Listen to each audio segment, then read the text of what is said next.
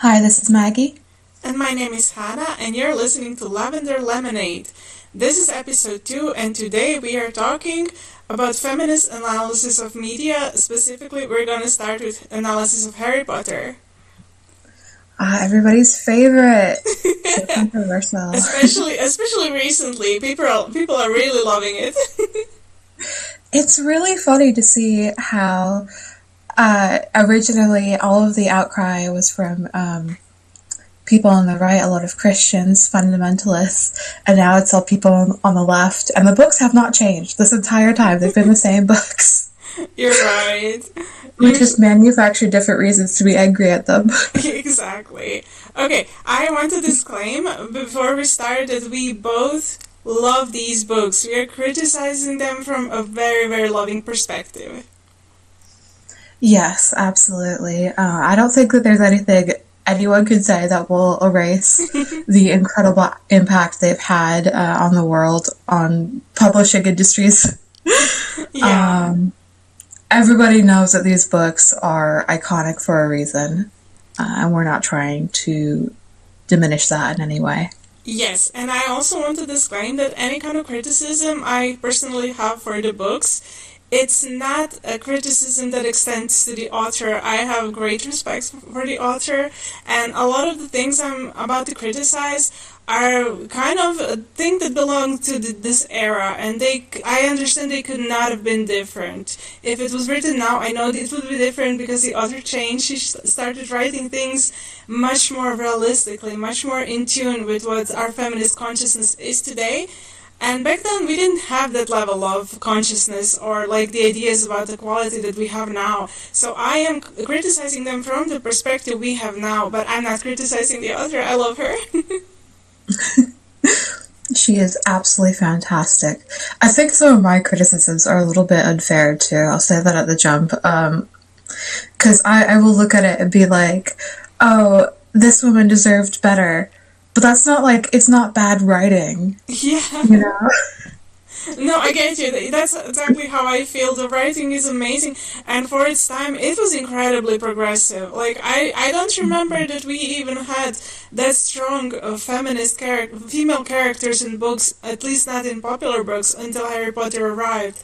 Like, each female character was already a standalone, like a progress for our literature. And I love them so much, but I'm still gonna point out whatever I think now with additional knowledge. Yes. Absolutely. Alright, do you want me to start? Yes, go ahead. Okay, so my first criticism that I think of when I think of Harry Potter is that Ron was not good for Hermione. It makes me so mad. Oh, okay.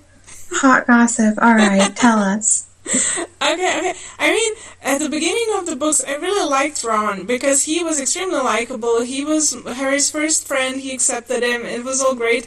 But even from the get-go, he was kind of horrible to Hermione. He was always putting her down. He was always calling her a know-it-all, even though her knowledge was like a really, really great skill that she had, and it was a big value to them. Like, she was their resource for everything.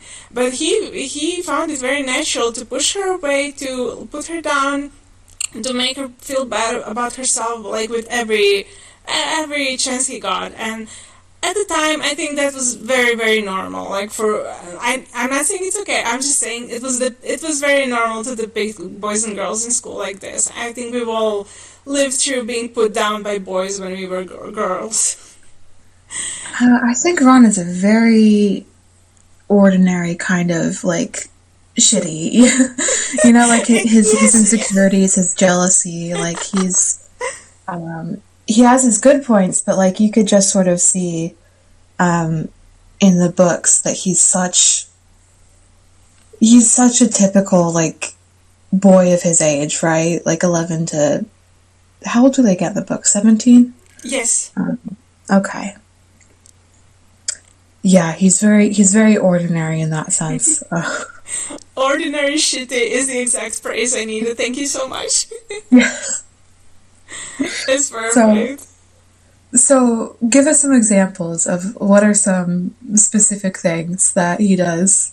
Oh, you know that one time when he called her insufferable know-it-all in the corridor and she runs away crying in the bathroom all day? Like, my heart was broken. Like, they do rescue her from a troll later, but still, that was Ron's fault and he didn't even, like, feel bad about it. He was just, oh, she hurt me.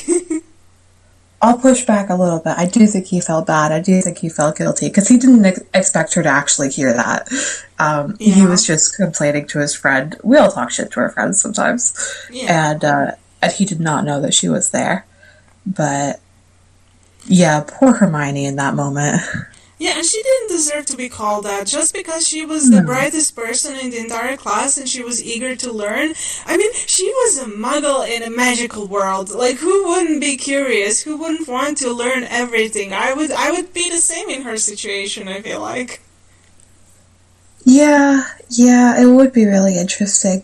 I do feel like we get that kind of background on Hermione that she doesn't make friends easily.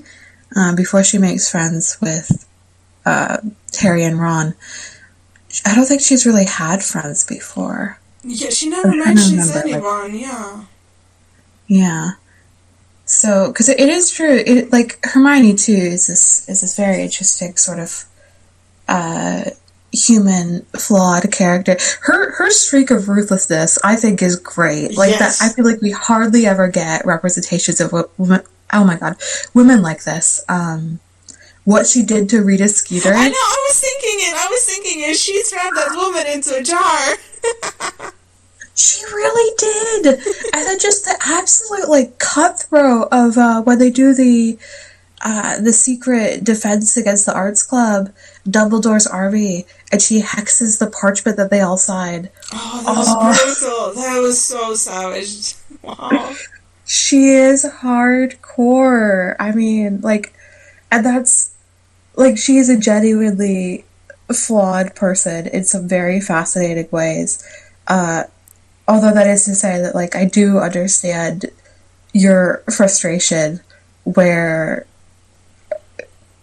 Hermione is such a rare kind of character. It's so interesting. It's so complex. And Yeah. Ron seems too ordinary for her.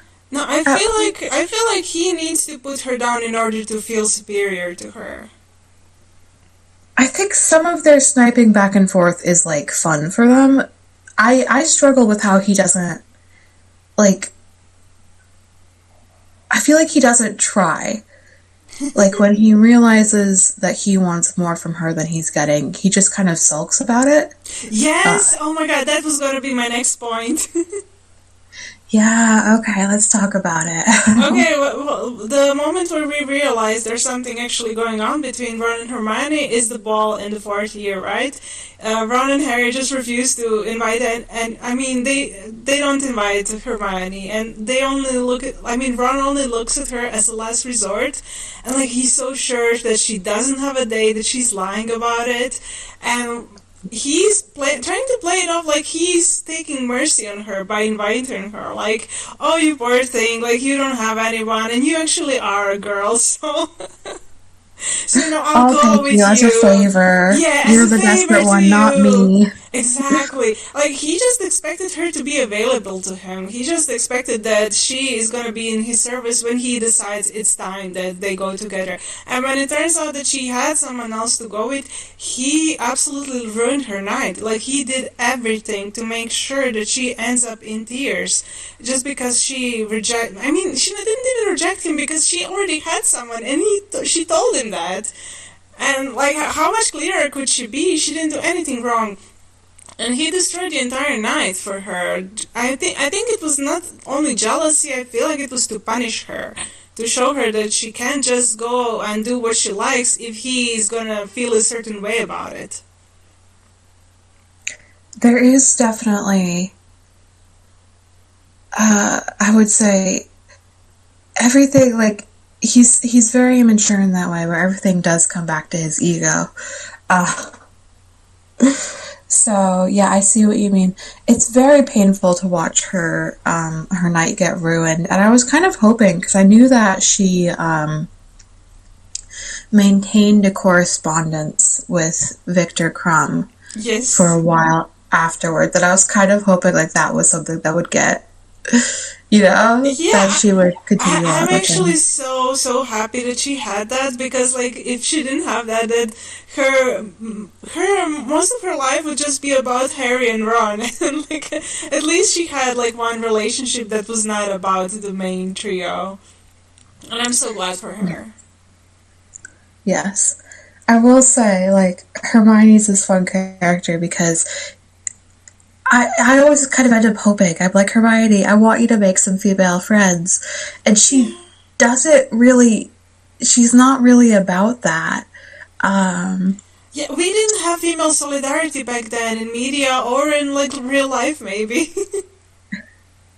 I don't know. I don't, it wasn't that long ago. I don't want to sell it short, but Hermione is just definitely not one of those characters. Like, that's something that, like, I think she as a person would have to kind of sort out a little bit of, yeah, she just doesn't really get along with girls very well. I think she was okay with Ginny and with Luna, and she knew a lot about Cho Chang. Like, she understood her emotions better than Harry and Ron. So I think she was very aware of the girls around her. She just didn't make it very personal. Okay, she definitely was very in tune with what Cho Chang had going on. But I'm going to push back that she got along with Luna. She did not. Wait, oh yeah, no, she called her weird names. I forgot about that. Oh my god. It's okay. Um, but yeah, that was definitely, that's one of Hermione's things, though, is that she's very convinced that she's right. And often she is, but not always. And even when she is right, like, she's one of those people that the fact that she's right completely blinds her to, like, is the fact that I'm right the most relevant thing in the situation? Like, how do I approach this? Like, how do I deal with this? Like, she just becomes very impatient with other people, um, and doesn't really care about seeing it from their perspective or convincing them or trying to understand what they have going on. If she thinks she's right, like, that's the only thing that matters to her. Which, Wow, that's actually very correct, and I never thought much about that. But you're right. She is like that. She does get extremely impatient once she figures out that she's right. Everyone else is just, kind of dumb to her at that point. yes. But Yes, I and I know. say all that. Like, I love Hermione. I love her Yes. so much. No, I mean I love she's a it. teen. We are analyzing her character, but she's just a teen. That's something that you get sorted out in your late 20s. Yeah. Yeah, you know what? And she's allowed. She's allowed to be a human person. Exactly. I'm glad that she is the way she is and not like some paragon of virtue. That would be very annoying, especially because Harry and Ron are allowed to be flawed. So, Yeah, so oh, she, sorry. Sorry for interrupting you. You go no, on. no, that's all I wanted to say. Oh, all right. Now that you explained to me about her thinking that she's right and dismissing everyone else, that's actually kind of inverted of how we are supposed to act. I think that's what makes her so special.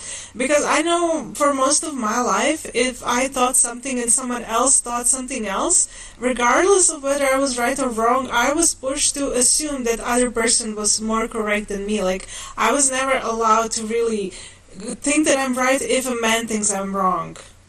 It was kind of like that, and Hermione Yes. does not tolerate that shit. She's like, I'm right and everyone else in the universe is wrong, and that's actually fascinating to me because I was never allowed to think like this as a little girl or as a teenage girl even. So I'm fascinated by this. Like, she was smart and she knew it, and she was not gonna hear otherwise. It does make her this really interesting character. I definitely agree. Um, Women are raised to make ourselves very, very vulnerable, very, very susceptible to control tactics and manipulation by men. And Hermione is a fun character in that she really doesn't go along with all of that so much. Yeah, It's I so cool mean, to see. I can't think of a single time when someone actually managed to manipulate or outsmart her. Like, remember when a minister tried to talk to them, or any kind of, or Umbridge, or anyone was trying some kind of wishy-washy business, she would immediately just look at Harry and go, yeah, anyway, that was bullshit. She saw through everyone, and she would even give, like, comprehensive analysis of what that person actually wanted. She's really impressive.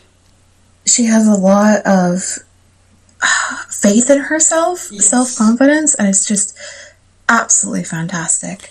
I feel like she has so much confidence in her intellect, but not so much in her social skills, like in her bonds with her Yeah. friends.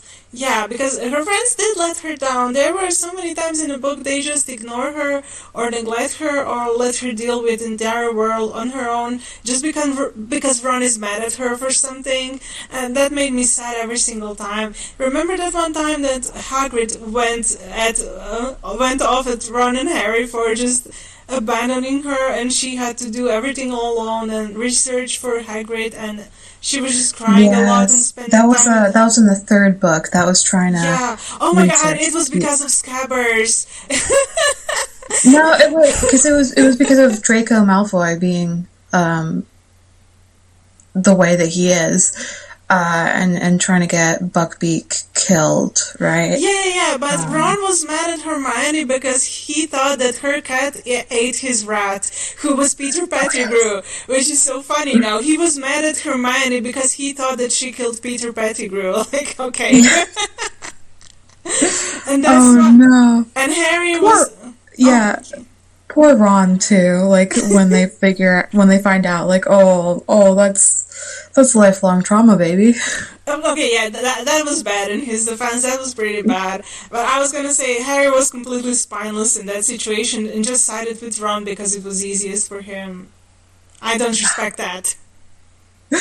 I'll defend him a little bit. I will say, like Harry, especially at the beginning, like you can tell like Ron was his friend first, and if Yes. the friend group splinters, it's Hermione who will be left on her own.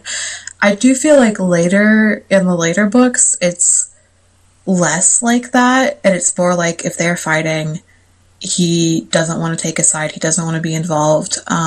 Yes. There are points where he like literally tells them to like sort it out and like not bother him until they've fixed it or whatever. Um, I do think that that's an expression of like, if I sound absolutely lovely, it's because I, for our listeners, I woke up like a little bit sick, but don't mind it. And Hannah's getting over a sickness, so we are just gorgeous. No, you sound amazing. Go on. Okay. Um, Harry is this character who, like, he's so shaped by being horribly abused as a child. Yes. And it's interesting because it's something that the narrative doesn't really like talk about a lot, doesn't like explicitly bring up, especially when he's at Hogwarts and he doesn't want to think about all that shit. But you could just see it in his behavior constantly of like he cannot stand conflict. That's true. He likes Ron, he likes Hermione, so when they are arguing with each other, it's really, really, really hard for him. Even to the extent that I kind of feel like, especially later on, some of the ways that Ron and Hermione will kind of snipe back and forth, I kind of think that they're having fun. Like there are certain points where like it just sort of seems like interesting to them. Yeah. Like there's no actual animosity, like they're just They're it's like bantering. intellectual. Right, the bickering, it's all fine for them, but like it really bothers Harry. It really gets to him.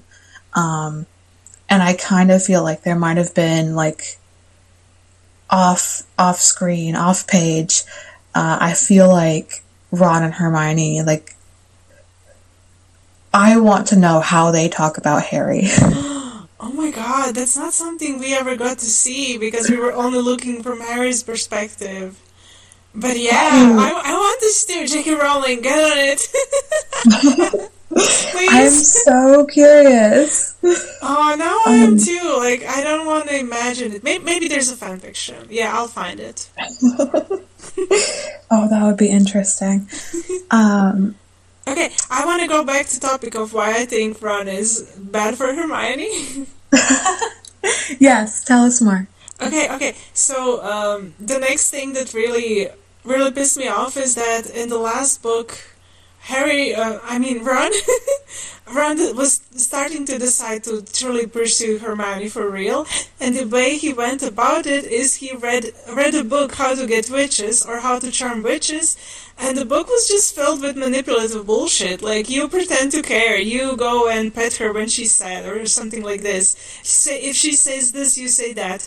He was just using all these tricks to basically slowly win her over, and it was working on her. It was actually working on her, and she didn't. I don't think that she knew that it was all just behavior learned from a book, that it was not something that came from him. And I think if she knew, maybe it would be different. Like, I don't think she would appreciate that he was just using a bunch of manipulation techniques to get her. I really hate that. I didn't remember that at all. That was in the last book? Yeah. Fred and George gifted him this book because I think they realized there was some kind of drama. And they were like, this book will sort it out. It's in the beginning of the book. Ron mentions to Harry, like, Harry... No, I think he actually gives Harry the book. Yeah, he thinks Harry wants to manipulate women too. Oh no. Yeah, and so, yeah, I just remember that because it pissed me off so much. And you could see later Ron just acting empathetically, but in a very, very fake way. Like, Hermione would be trying to do something or she would get upset, and instead of usually being like very degrading about it, he would go like and say something nice or pet her. It was very jarring because it was not his usual behavior. But I can imagine Hermione was just relieved that he was being nice to her for once. Like, literally, he just needed to be nice to her. If he was just nice, but he had to read it in a book. A book had to tell him how to be nice. Oh. Yeah, and it was just for the purpose of wooing her. I don't think it was something he intended to do for the rest of his life. You know how men are. Yeah. They just do nice thing during the courting phase, and then after a woman says yes to them, like, you know it's over. Like, she's getting one gift per year if he remembers her birthday. That is a very, very frustrating thing. Yeah. I thought about that a little bit. I could see Ron and Hermione, sort of the best versions of them, like living happily in like, but only in very specific circumstances. um, because I actually think that they would do best if like Hermione is like off doing amazing career things and Ron is supporting her. Um, Honestly, if the gender roles were kind of flipped, like I could see them like the way that their personalities are, I could see that working for them. But the problem is that Ron has such an insecurity, such a problem with like being in the shadows, and feeling like overshadowed, that I just don't think that he could be the husband that someone like Hermione, who is clearly going to go and do incredible things, I don't think he's what she deserves. I don't think he's going to be able to support her. I think he's going to drag her down. Yeah, that's exactly what I see. I think it's fascinating what you just imagined because that never even crossed my mind. I can't imagine Ron being supportive because I can't remember one instance where he was supportive to her. Like, whenever was he supporting her goals or her dreams? He always expected her to be in the support figure, and that's not for her. No, it doesn't really suit her. I mean, He's brilliant. She has but many strengths, but being nurturing is not really one of them. okay, yes, emotionally no, but her role in the book was to be a support to Harry's mission, basically. I mean, she was the most Yeah. valuable support he ever had, but she was a support character to him most of the time, I think. Yes, I think that's fair. Yeah. Okay, so last thing I wanted to say was, okay, so the exact moment when they get together is when Ron finally, for one moment, thinks about the well-being of the house elves, which was very very important to Hermione. And okay, I'll concede, like that was a good moment. Like that was a moment where I was like, oh my god, like that was a moment of good. I also thought like that was good. Good job on this one, Ron. He got That was rewarded very cute. well. Oh, I didn't hear you say again. Oh, it was definitely a cute moment. I agree. Yeah. And I did like that one, but the rest was still like not good enough. And also, I want to say, I think J.K. Rowling realized later that they were not a good fit, that Hermione deserved better, because I remember a few years after the books came out, I think it was when the last movie was either being made or being in theater, she said that she regrets putting Ron and Hermione together, and people were rioting. People were so mad that she said that. I remember even on Tumblr, there were like angry posts, like how could she do this? How could she say this? And people, I remember specifically there was a post floating around saying like, I don't care, she cannot take it back. Ron and Hermione are together. I have the shit in text, like it's canon. Like they were very like vindicated that she cannot never take this back. And like I didn't understand either. I was too young. I didn't understand why was she saying that or why was it all wrong. But now I get it, and I feel like J.K. Rowling only understood later, like how all the tropes that she wrote in this book played out, and how it was actually an equal and unfair relationship that would end up being a little toxic and a little maybe like unhappy for Hermione to always have to deal with this whiny, insecure, unsupportable shit. I think I might vaguely remember this. Did she? I don't know if I'm making this up. I feel like she might have said something about how they would definitely need therapy down the road. Yeah, okay, I don't remember that specifically, but that sounds like something she would say, yes. Um, Man, there was something else I wanted to say, and of course it's just gone from my brain. No, bring it back. No, was it about Hermione and Ron? I have no idea. We'll have to just keep going and see if it comes Okay, back. if it comes back, you can like we can edit it in this part. Okay. Everything can be done. I do love how, we were like, oh, we're going to criticize these books from a feminist lens.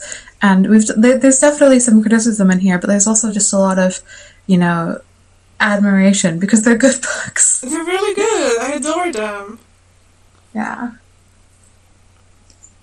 Uh, Okay, we did a lot of talk about Hermione already. My next note about it was how she was a bit neglected as a character. Like, even though she was so vital to the story and her value was so huge for the main character, it was rarely or almost never acknowledged in the book. They would only acknowledge her, like, as a last resort, like when she was already sick of their shit, or when she was like, they were about to lose her in some way. Only then they would concede that she's actually that wouldn't be able to do anything without her. And I feel that that's a lot of how women. That's what women have to deal with in their regular lives. We always have to do so much, and then it's only when we're sick of it we get acknowledgement, right? hmm. Let's see. When does she get acknowledged for her achievements in the books? I think Uh, I don't know the exact timing, but I just remember like at one point Harry and Ron acknowledged like we wouldn't be able to get anywhere without her. I do remember that moment. I think also in the sixth book with Slughorn. Because I think that comes up a couple times where like Slughorn is impressed with Hermione, and then he also like realizes in front of everyone that like when Harry referred to the greatest witch of their generation or like Yeah, some such, like he was yeah, talking about yeah, Hermione. That was a nice moment for Hermione to realize that that was how he talked about her behind her back. That's great. yeah. But it's Um, also the fact that he only said that behind her back. He never says it to her face ever. Okay, but like to be fair, like But who is he praising to their face? He's not really. oh, okay, Um, true. I'm so glad that one came back to her, that she was able to hear it. yes, that was a lovely moment. I And really she liked was so that. happy. She was so happy. She looked at him like thrilled about it. Oh, my baby. I'm so happy for her. I do feel like she probably. I'm interested about Hermione's relationship with McGonagall, um, Ooh. because McGonagall gives this 13-year-old a time turner. Oh my god. Um, That was intervenes crazy. right, intervenes like with the Ministry to get it for her, which like that tells me like that's kind of crazy, but also like that tells me that McGonagall like is rooting for her, believes in her. Um, she's this Muggle born in this magical world that is definitely still full of so much racialized biases, and it's just really nice that there is this older woman who is trying to look out for her and advocate for her. So that's definitely lovely. Yeah, you're so insightful for of like noticing this, because I never really thought about it much, but I have to imagine because McGonagall was incredibly powerful and bright, and like she was strict, but she appreciated knowledge. She appreciated curiosity and hard work, and Hermione was giving it everything. Like she was everything McGonagall would ask of a student. So I wonder if maybe even though Hermione was not from a magical family, we didn't really know the McGonagall's roots. At least I never read about it, but I have to imagine she was maybe seeing herself in the little Hermione. She was seeing a girl who was trying her best. That's so sweet. I definitely agree. I really, really like that. Uh, yeah, I think you're right. I think that's what it is. McGonagall is just a really interesting character to me. She's she's so accomplished. She's so interesting, and I think it's great how uh, Harry especially like takes her as like she's this authority figure to him. She's part of the establishment, and Harry has a fun relationship with authority figures. Yeah, you can say that. Yeah, and so like it's very evident to me that like he kind of dismisses her mentally in the way that he dismisses everybody. Yeah. Because they like he puts people in categories. It definitely seems again like this all goes back to like how abused he was as a child. I think in my reading, Yeah, uh, I agree. and so I think these moments where she surprises him are just really interesting and really fun. And by the end, like he has such a deep respect for her, such an incredible Yeah. respect for her that he can't stay hidden in the final book when he hears her being insulted. Yes. Yes. Now that we started talking about McGonagall, one of my notes is about how wait, where is it? Yeah, it was about how Harry acknowledges his male mentors and authority figures in a way stronger way that he ever acknowledges McGonagall, because he actually named his children after Albus and Snape. But he didn't name the girl after McGonagall, and it was so unfair. And I never even realized until I was watching like a parody of Harry Potter. There was like a big parody, and there was actually a conversation that McGonagall had with Snape and Dumbledore, like on their portraits, where they were making fun of her because Harry named their kids after them, but not after Minerva. And she was so mad about it, and she was like, "Where is he? I'm gonna get him." And then I realized how messed up that was, because even though he wasn't as close with her, maybe. Well, no, he wasn't close with Snape either. They hated each other. But naming a child after Snape was crazy work. But Crazy. I need to like look up now Harry Potter's children because I need to. Cause what did he name his daughter? I think he named like Rose. was it Lily Luna? I think no, somebody was named Rose, but no, maybe I'm thinking of Hermione and Ron's child. I have no idea what Harry's daughter was called. Please look it up. Okay, hold on.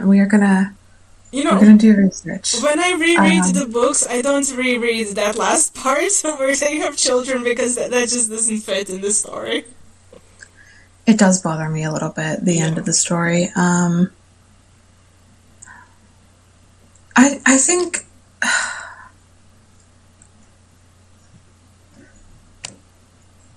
yeah, poor Harry. Okay, so the Harry Potter wiki is set up in a frustrating way, and they're not helping me, and somebody needs to die, obviously. Oh my Uh, god. okay, give me the names of his children. Okay, I'm I'll looking it up destroy too. you. Okay, wait, hold on. Okay, they had 3 children: Yes. James Sirius, Albus Severus, and Lily Luna Potter. Yeah, you were right from the start. It was Lily Luna. Uh, okay. That's kind of sweet in its way. Yeah, I Um, love Luna, and I can't fight against it. But it would be okay. It would be fine if there wasn't Albus Severus. Like, it would have been oh, fine. I think the question is like, if, yeah, okay. The, I do think that Harry's friendship with Luna is kind of this understated, very interesting, very valuable thing to him because she's so non-judgmental, and it seems like he's able to just relax with her. Um, and so I think that's very sweet. I think the question here is, if he had another daughter, would he name her after McGonagall? Well, we cannot get an answer to that. Right.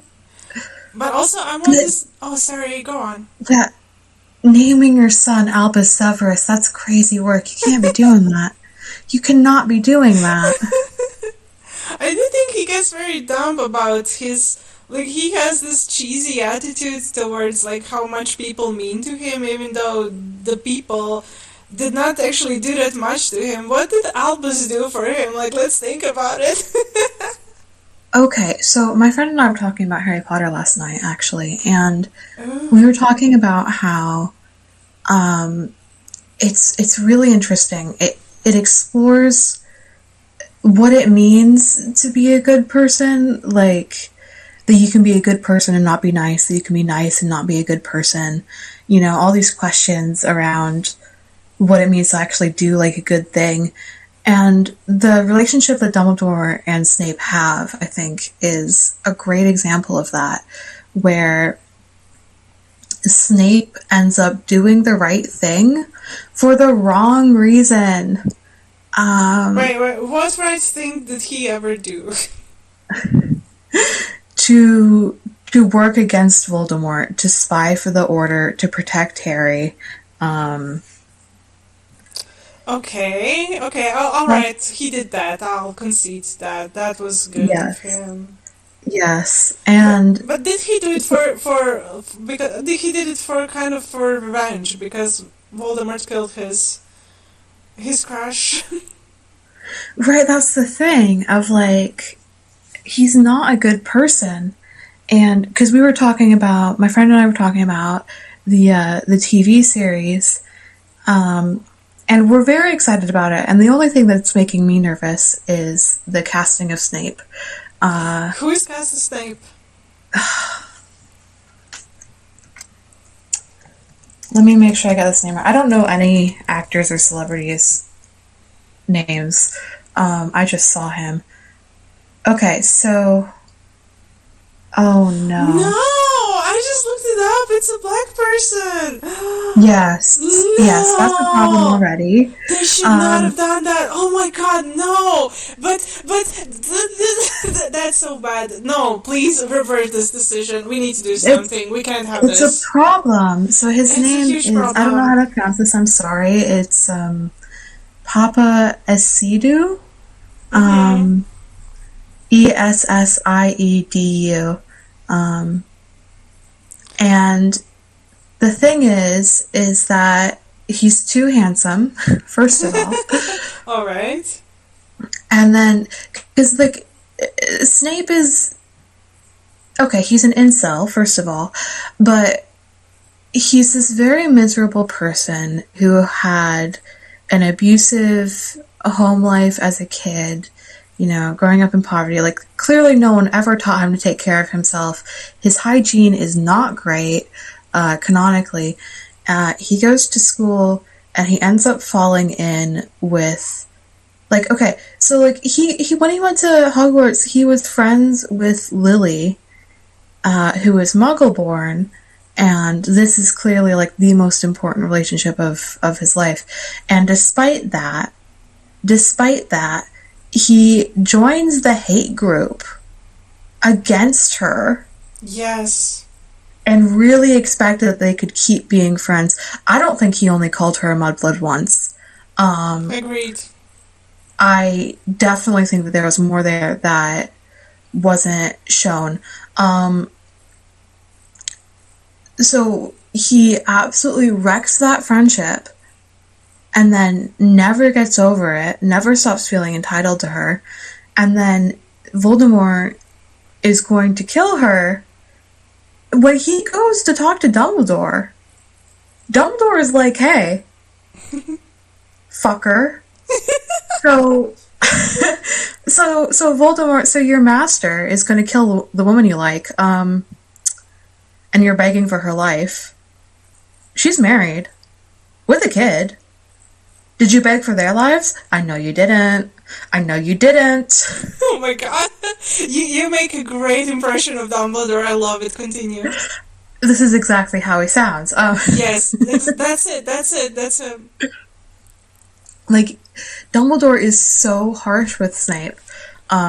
It actually, like, took me aback the first time that Me I read too. it, because I'd never really seen Dumbledore act like I that. know. I think that was his true self. He's usually so kind. This was this one chance to be super sassy. Well, you have to remember, like, what a piece of shit Snape is. Yes. He's Voldemort's number one. How many people has he killed? How many people has he tortured? Like, Yeah. he is out here doing this shit. And now he's crawling back to Dumbledore to be like, oh, but now it's going to affect me personally. I'm going to Yes. be really sad. And Dumbledore's looking at him like, you would have like, Dumbledore knows. He's like, you would have let Voldemort kill her husband, kill her child. You would have been fine with that. Yes. It's just the fact that she might die that's bothering you. And it should. And Oh, sorry. yeah, and so I know I'm going on this whole rant, but Go on. I love it. so after that, everything we see is Voldemort. Sorry, not Voldemort. Dumbledore just manipulating the hell out of Snape to try and get him to do anything good. And it's fascinating. Like, the whole moment. He has a moment where, like, he tries to get Snape. He's like, is there, like, would you ever, like, be convinced to care about Harry, like, as a person? And Snape's like, no, fuck off. And then, like, after that moment, we see Dumbledore. I'm paraphrasing everything beautifully, obviously. Yeah, it's But fine. when Snape is complaining to Dumbledore, in the pensive memories, after Snape's death, we see Snape complaining to Dumbledore about Harry, and Dumbledore's like, yeah, okay. All his other teachers think he's great, and, he might look like his dad, but actually I think that he acts a lot more like his mom. Pure 100% manipulation. And Oh, you're right. it's this funny moment. Not funny, but, like, it's interesting, because it's like Dumbledore manipulates Snape so profoundly. Yeah.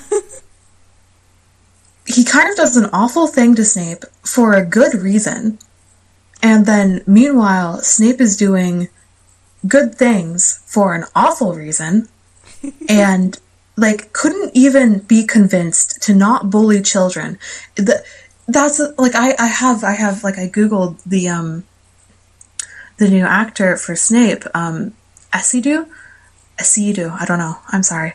And I'm just, like, looking at his face, and I'm like, you have to be kind of greasy in a dungeon bullying children. And I don't think Alan Rickman was a good Snape because he was too charismatic. Oh, really? This is the first time I heard someone say that he wasn't a good Snape. He was very charismatic, you're right. That's the problem. Like I've seen, I haven't really seen these movies, but I have seen clips, and I've seen like when he's in the dungeon, like teaching with Ron and Harry, and he like smacks them on the back of the head or whatever. Yeah. And I just like his voice is so compelling, and he's so interesting that like you can't help but like him. And I just think that like Alan Rickman was too strong an actor, too good at what he was doing, and it distracts you from the fact that this is a grown man bullying school children. Like, this is not a good person. The whole phenomenon of like Snape wives and all of that, like, kind of Oh my proves that god. point to me of I Snape is a very interesting, very complex person. I He think. Oh, never sorry. manages to be good. Yeah, that's true. He's reaching for it. I think that's what he was so interested in Lily, is that she was a good person. Um, but he never managed to figure that out for himself. Yeah. So Okay, I have a lot of comments on everything that you just said. yes, tell me everything. Tell me Okay, what you're I'll go in thinking. backwards order so I don't remember wrong. But the fact that you said about him being charismatic, I think to us viewers, he is incredibly interesting and charismatic and like fun. And yeah, people were very obsessed with him. But I think if you are a small child in that situation, when I was a kid, when I was 11, I didn't really understand the charisma. To me, he was just scary, and I know on the set, multiple children had to be kind of comforted and reassured that he's not going to do anything bad because he was actually big and scary to them. I think to us as adult viewers, he does look very interesting and charismatic, but to a small child, that's a scary man who is threatening them. That is very good context. Thank you. Yes, and I want to clarify why my visceral reaction to the actor was so bad. It was because I know that the metaphors in the books, the meaning, or is it the metaphor? No, just symbolism. I can't remember the right word, but I know it's an allegory. Yes, the allegory is the right word. The whole Death Eater cult was an allegory for Nazis, right? Um, I don't know if she ever said that explicitly. I'm not sure, but it's a very common comparison that people make. Definitely, Yeah. So I was because it's thinking, yeah, sorry. they're definitely like a racially motivated hate group. So Yeah, because they were so focused on like pure blood and only people of certain kind of breed were allowed to be a part of their community and everyone else needed to go and be less right. worthy or whatever. Yeah, it was very reminiscent of Nazism and fascism, and that's why I immediately got so upset because like it has to be a white guy who acts like this. Why are we putting a black person in fiction to play a role of the oppressor when it's just it doesn't translate well to reality. That's not what happens in reality. It's always a white person doing that bullshit. So I just hate the misrepresentation on screen. It bothers me. I do agree. It's going to be very difficult. Um, it doesn't feel fair. It doesn't feel fair to like Yeah. honestly the actor that they chose. I think he would make a wonderful like Kingsley Shacklebolt. Oh. Um, and I just like I don't know. Again, he's too handsome for Snape, and then to be uh, a black man playing like a blood supremacist Exactly. in this Blood context. supremacists. You're so right. That was the right word. Yeah, in this British context. I just don't think that's going to play well. I don't like it. Yeah, I don't like it either. I Who made these decisions? Like, who's guilty for this? I need someone to blame, someone to talk This to. is the thing of like, this is what worries me. I think it flattens Snape's character. If your Snape is noble, I think you've made a mistake. Um, kind of for the reasons I've already said. Like, he's not a good person. And just this specific casting choice makes me feel like they're moving into portraying Snape in a noble and complicated light, and I don't like that. Yeah, I hope they do not try to like redeem him like any more than the original book does, because the text does kind of redeem him, at least in Harry's eyes. I feel like we can make our own decision, but Harry's decision is that he's redeemed. Yes, I think that's fair. Um, I just like, for me, I'm like, Harry can come to the conclusions that he comes to, um, and that's fine. But I don't want the narrative itself to deviate too much, I think, from the original. Yeah, that's true too. I agree. But yeah, so we'll see. Um, Okay, I think we talk a lot about a male, and I'm sick of it. We need to go back to female characters. I really enjoyed that. I kind of want to talk about Luna, but Yes, talk. Oh, I have an opinion about Luna. okay. Tell me. Okay, I think Luna is a wonderful, wonderful character. I love her so much. What bothers me is that she must almost all of the time she's like a support figure, and I feel like she specifically has been added to the story to help Harry deal with death.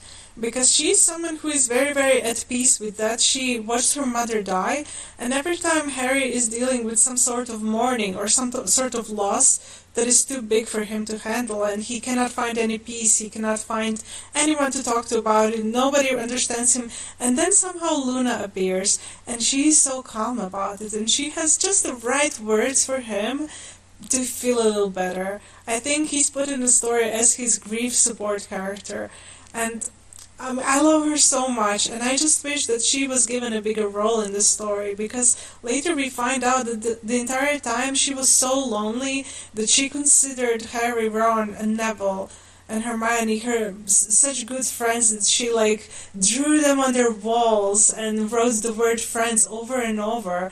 And I have to imagine that she didn't have a lot of other friends except for them.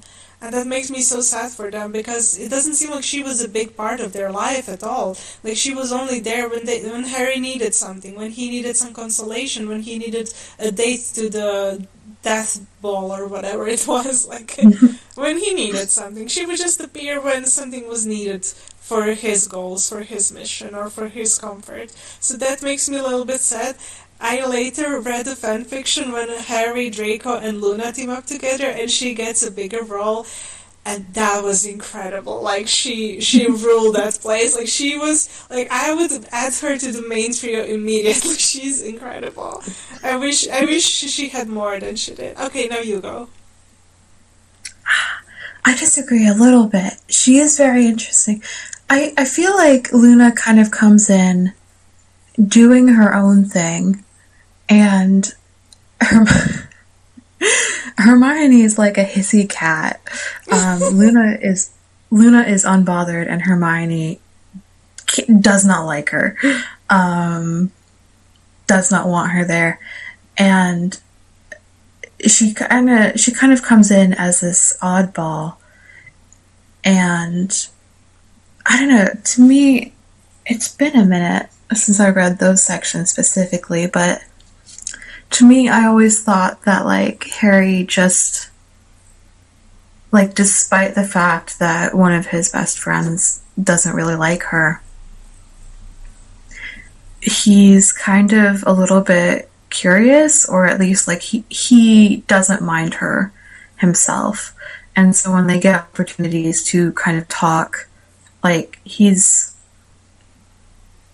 he doesn't look down on her. Um, they're able to just kind of hang out, and even if he doesn't like understand her, he Mm-hmm. finds her very restful. And I kind of like their friendship. I don't really feel like she's there as a support figure just because she's so very clearly like she has a wonderful self confidence. She's really not going to change for anybody else. Um, and so, in that sense, she ends up feeling very complete to me. Of like, for as little as she is in the story, I do get a sense that she is like a whole entire person who has her entire life and doesn't exist just to serve a narrative function. Um, I definitely do feel like she keeps things to herself. Like Harry coming into her room and seeing the portraits with the word friends written over and over again, and he feels like this great affection for Luna, which that's interesting as a reaction. If like it's this great affection, but it's not like annoyance or disgust or revulsion or like anything being like, oh girl, we are not like that. You know, like he sees it and he feels very affectionate towards her. But I think it's also true that before he saw it, he probably didn't realize how much their friendship meant to her. Yeah, I didn't Um, either. yeah, which I don't think that's a knock against Harry necessarily. She's so unperturbed. She has this very serene kind of way of moving through the world that I don't think she means to, but she ends up being the sort of person who kind of keeps things close to the chest. Mm-hmm. So I understand you though because I also want her to have more to do. Like I just let uh, her and Hermione like need to find a way. Really, Hermione needs to find a way to like get along with Luna. You see, that is so interesting because I didn't even clock that. I know Hermione did say some insensitive things, but I didn't get at the. I mean, I feel like I need to reread the books, like specifically with this in mind, to figure out what was their relationship. Because you obviously have like analyzed it, and I haven't, so I feel like I'm lacking a bit. But I do agree that Luna is a whole complete character, and she does have everything figured out. Like I do admire her so much. And I do think that still she's mostly supporting Harry, but it's so interesting what you said at the beginning. She was a little oddball, and she was a little weird, and people were kind of, icked out by her, like, she's weird, don't come close to her. And I think that's how he felt most of his life, people thought of him Yeah. being weird, and they were icked out by him and wouldn't talk to him. So that's why he indulges her. Like, he doesn't make fun of her weird stuff, he just goes with it. He's like, yeah, the Nargles, yeah, of course. Especially like when the whole school turns against him after the Triwizard tournament and everything. Like I think that's really um she I think becomes important to him, especially after that. But I think it could have gone further. Like I'm not I would say a Harry Luna shipper. I'm not really a shipper in Harry Potter. That's not really what I'm there for. Mm-hmm. Um, but I do really like the Harry Luna relationship, and I wish that they could have been. I don't know if greater friends is the right word since he names his daughter after her, but like more. I want to see more of their interactions. I want them to hang out more. Yes, that would be amazing. And also, I wanted to say the reason why he feels so much affection when he sees that wall with the portraits. I do think that a lot of people today would just feel an ick because that's so unusual, and to not know that someone has such great affection for you, they have like a portrait in their room. But I feel that to him, it's just so extremely lovely to know that he made a positive imprint on someone's life, that someone considers him a friend. I think that's so very valuable to him. And that's why he reacts positively immediately. Yeah, I definitely agree. Um, I think we could talk about Harry Potter for a really long time, and maybe we should, but I know we've been going for about an hour, so I think we should maybe talk about one or two more things and then wrap it up and then do a part two. Alright, yeah, that sounds like a great idea. Okay. Because I don't want to rush it. I'm seeing all of these wonderful notes you have here. Yeah, okay, now I'm looking at them and I feel like I loved the way we started talking. I think I'm gonna skip all the notes and I think we should just. Oh, I do want to say the note about Voldemort. Okay, where is that? Oh, Okay. it's Oh, okay. I have a very different take. So okay, tell me, go.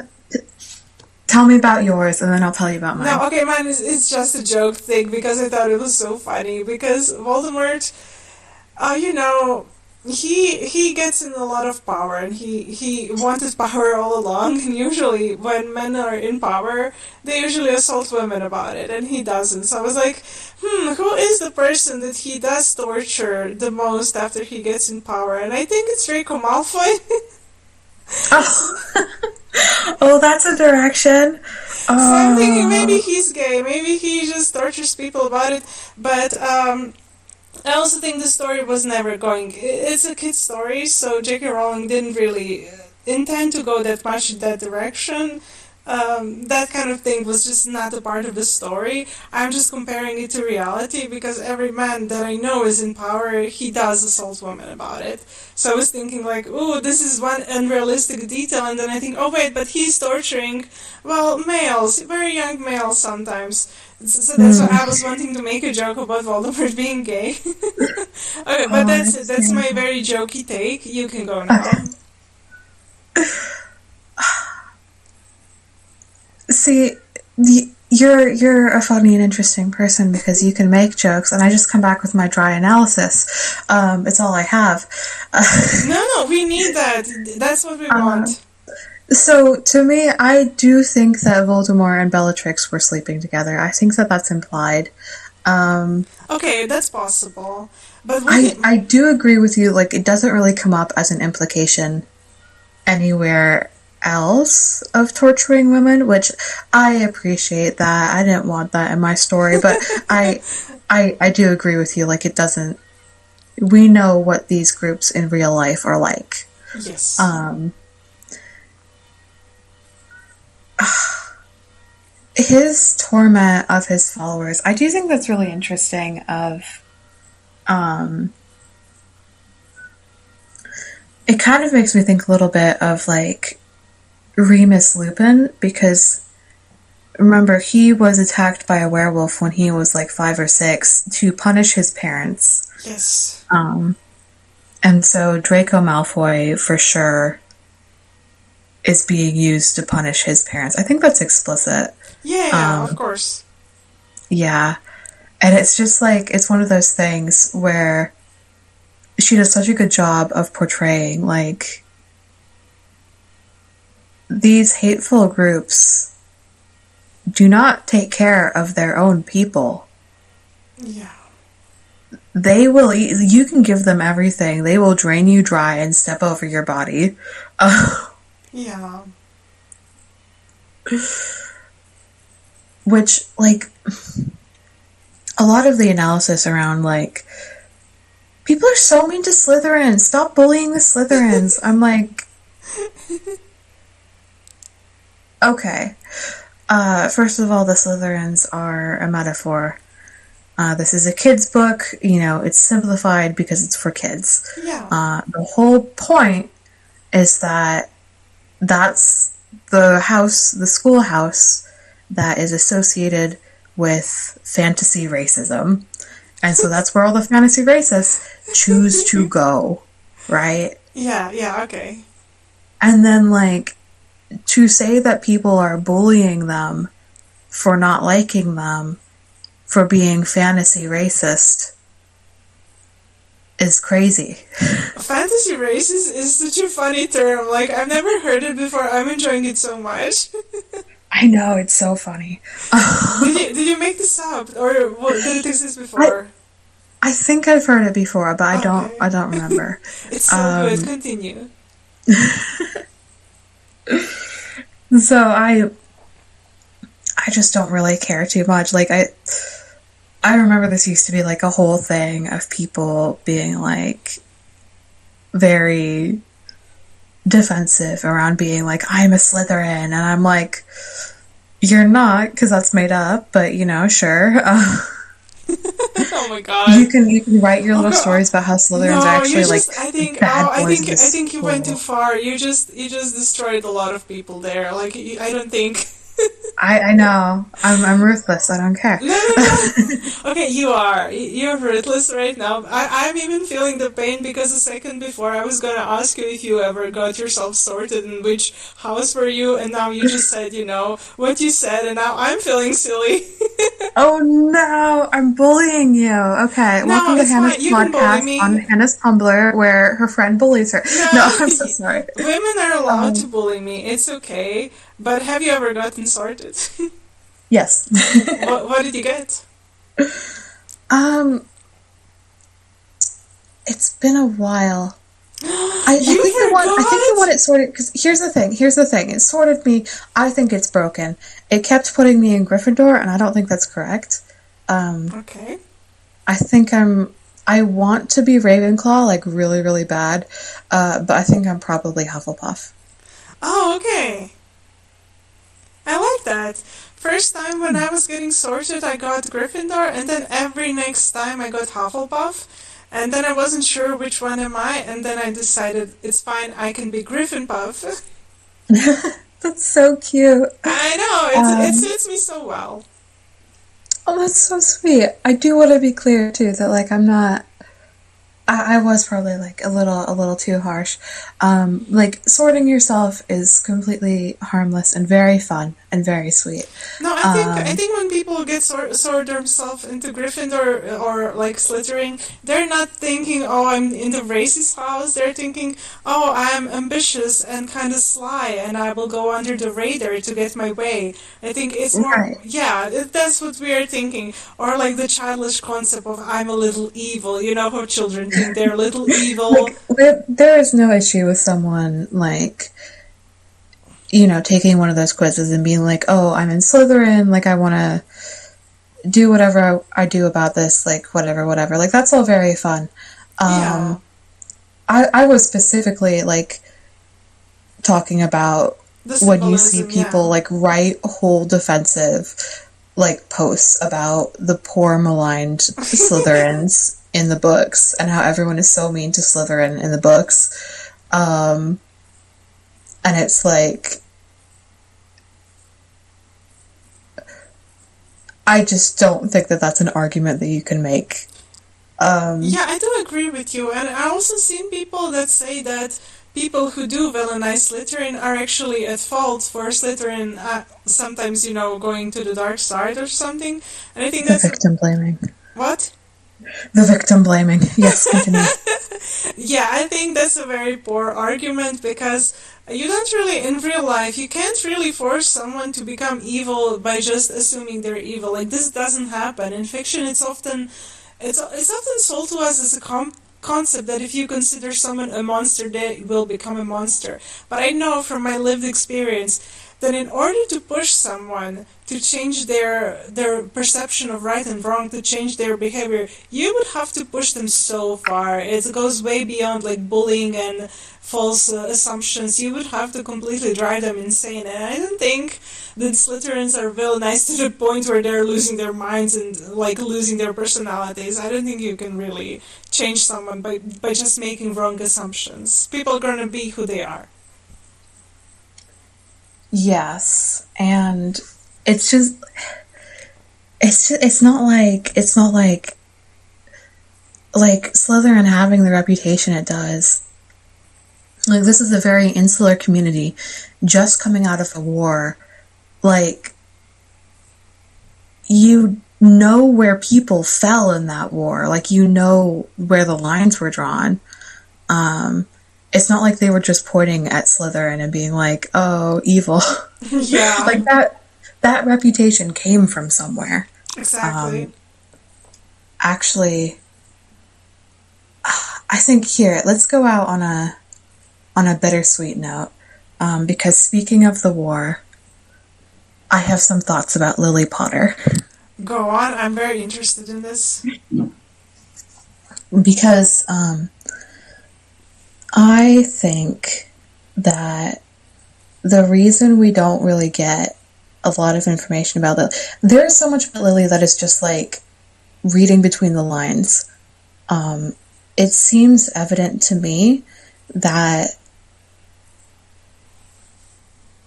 we don't get information on Lily because, first of all, we kind of know that Lily and James were great people because of how little we know about them.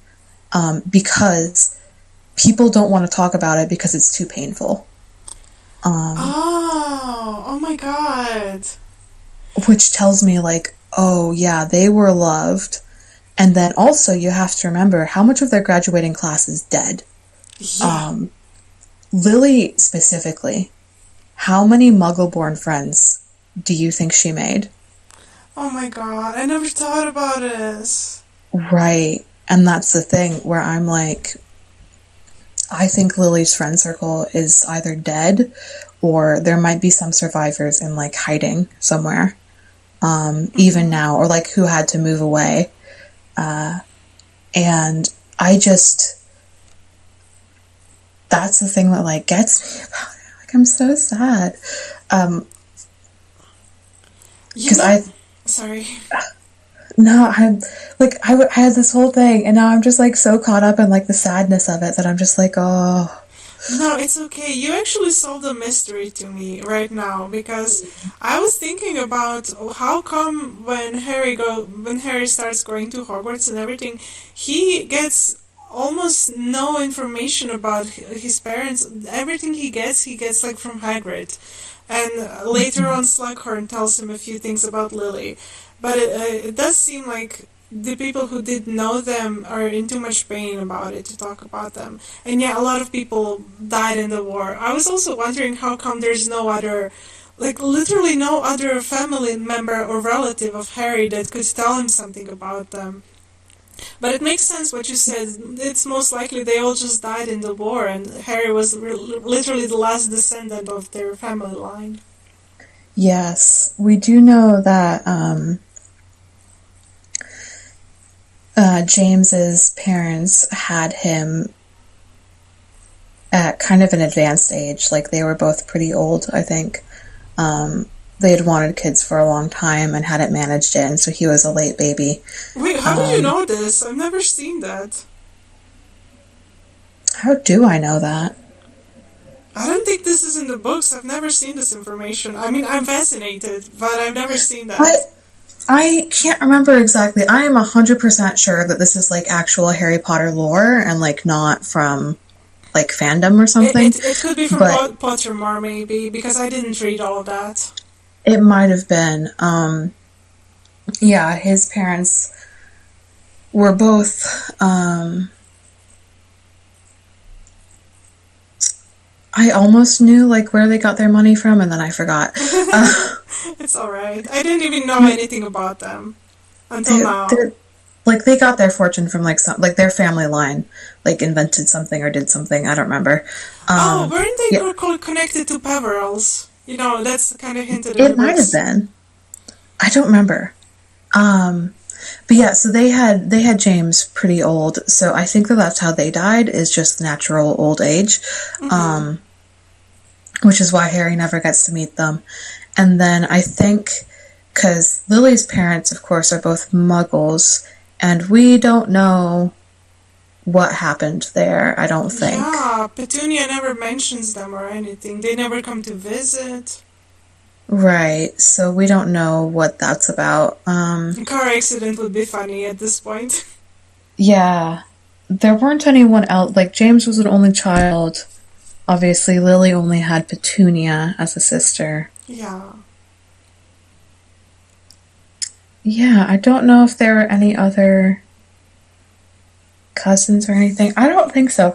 Kind of between not having a lot to begin with and then the war, I think.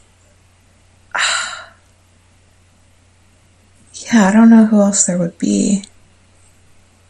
Poor Harry. Yeah, I do feel bad for him. Okay.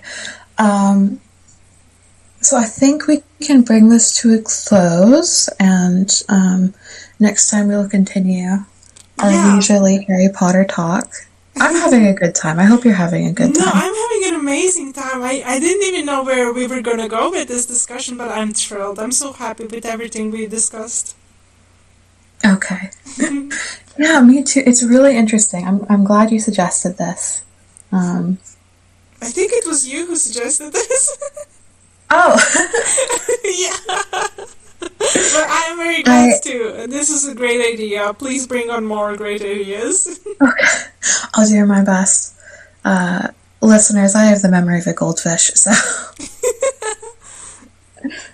we'll see. Yeah, I hope everyone has had fun. I hope we haven't hurt anybody's feelings. I'm sorry to any Slytherin listeners. No, like, sometimes you gotta put people back into reality, you know? A little bit. Like, it can all be fun. It can all be fun. Yeah. But I think at the end of the day, it's like Harry Potter is so fun, and you can have so much fun with it. Just don't make it your whole personality. We are gonna record 5 million more episodes talking about it, though, so, maybe I'm throwing stones in a glass house. Oh my god. No, it's fine. You're fine. You're okay. It's all good. This is what happens when we record when I have a headache. I just get on here and start talking Oh my god, shit. you still have a headache. Listeners, she was having a headache this whole time. She pushed through a headache to bring this content to you. Please thank her. This is what we do for the sake of this podcast. Yeah, we have sacrificed so much for you. Hannah's getting over being sick too, so we're both. This is lesbian power. Yay! Okay, thank you so much for having such wonderful, insightful thoughts here on the podcast. I enjoyed it very much. I can't wait to talk to you again about this. I think we can make another wonderful episode. And for listeners, you can send us ideas. If you want us to do analysis of a piece of media, you can send comments and we will consider it. Yeah, absolutely. I hope we are able to make many more episodes and just have a fun, chill time. Yeah. Y'all have been listening to Lavender Lemonade, and I hope you have a wonderful night. Bye. Bye.